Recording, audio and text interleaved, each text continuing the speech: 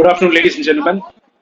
Today we are here at the launch of two anti-submarine shallow water crafts that we are constructing for the Indian Navy. Anti-submarine shallow water crafts belong to a 16-ship project for the Navy, of which 8 ships are being constructed by Guardian shipbuilders, and the next balance 8 are being constructed by another shipyard.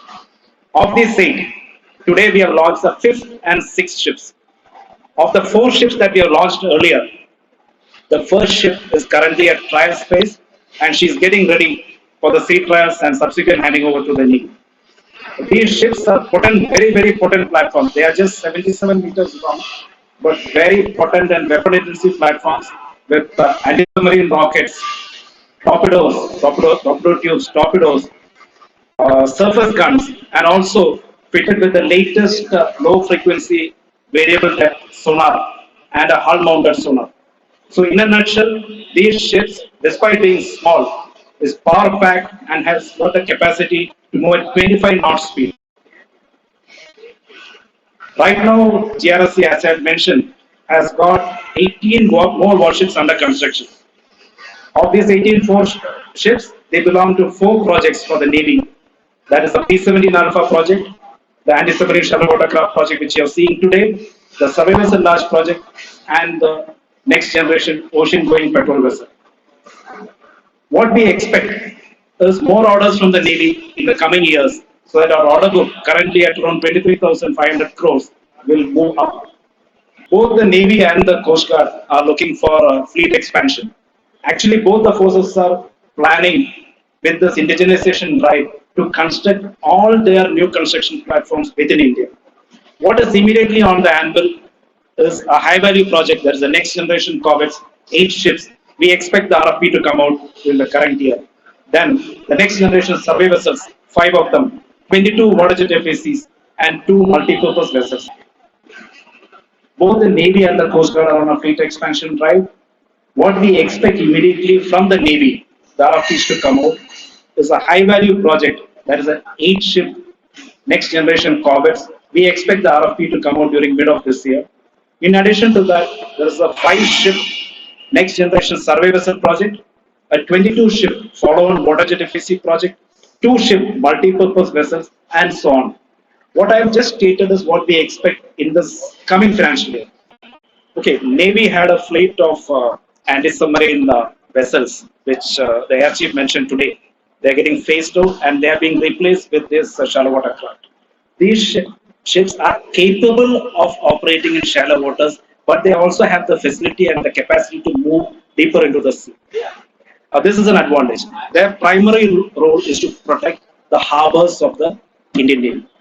They also have submarine detection facilities, sonars, hull mounted sonar, and the latest version of the low frequency variable depth sonar.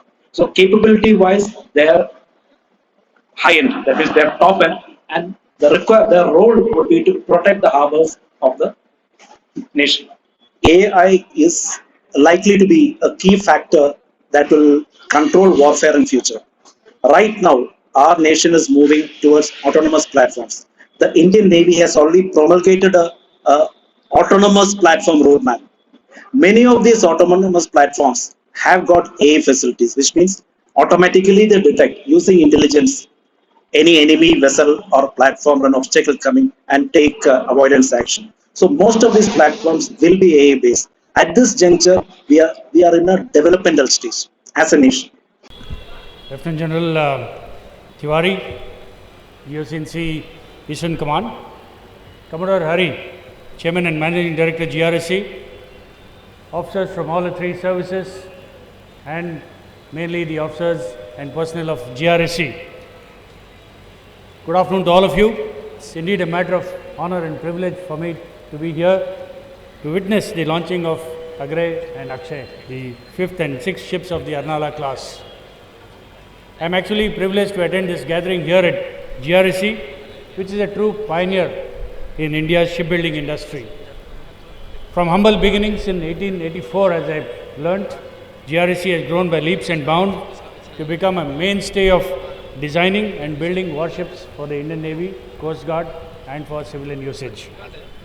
It's a matter of immense pride that India is among a few countries in the world select countries actually with the capacity to build such kind of modern warships. Not only warships, the ship production in terms of submarines and even aircraft carriers today has taken us to a new height. It's heartening to know that GRSC has built over 108 ships till date, which is the highest number of warships delivered by any Indian shipyard.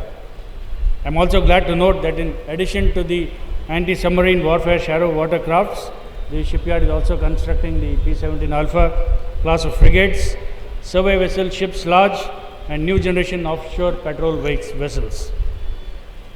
This proves the versatility of GRSC and its status as a major shipyard in the country. Today, sea lanes of communication are an important contributor to world trade and prosperity. Recent events, particularly in the Red Sea, have highlighted the threats in the maritime environment, and as I speak, a large number of Indian naval ships are patrolling the high seas and rendering assistance to safeguard the seafarers and merchant vessels of different nationalities. To meet its aspirations, the Navy is working towards expanding its fleet by inducting a large number of different quality of ships from the indigenous building industry. Having launched 4 out of 8 Arnala class of ship, today's launch of 2 more ships is another feather in the cap not only of the GRSC but of the Indian Navy as well. These 8 anti-submarine warfare shallow water craft would replace the in-service Abhay class as mentioned by Commodore Hari, being fitted with state-of-art sensors, sonars along with torpedoes and rocket launchers. They will significantly boost the Indian Navy's capacities. I have been told that these advanced warships have over 80% indigenous content, with majority of the equipment and systems sourced from homegrown manufacturers. I am sure that these ships will be the proud flag bearers of Atmanirbhar Bharat in consonance with the Make in India initiatives. As our country strides towards becoming a global leader in defense manufacturing, GRSC stands at the forefront of this endeavor. I am confident that GRSC will continue to play a pivotal role in achieving self-reliance in the defense sector. Your quest for innovation and fostering a skilled workforce is commendable and paves the way for a stronger and self-sufficient India. My heartiest congratulations to GRSC, to the team GRSC, all the people who are behind making of these 2 ships, the Indian Navy, and all the contractors who have helped put together these 2 ships that are going to be launched shortly. I am confident that these ships will be delivered on schedule, meeting all the expectations of the Indian Navy.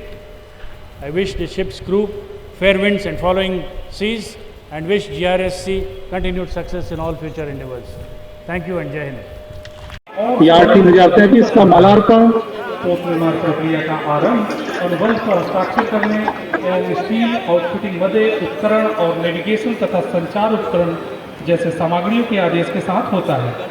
उत्पादन के महत्वपूर्ण milestone में इस्पात की cutting शामिल है, जिसे उत्पादन आरंभ चरण के नाम से भी जाना जाता है।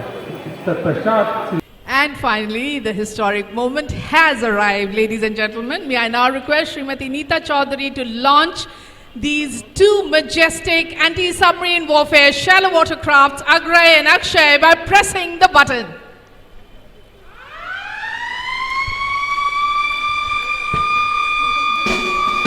और अंततः वो ऐतिहासिक क्षण आ गया, हम सभी को बेसब्री से इंतजार था। पोत का जलावतरण ये ऐतिहासिक और स्वर्णिम पल है, जिसके साक्षी बनने का गौरव आज हम सभी को प्राप्त हो रहा है।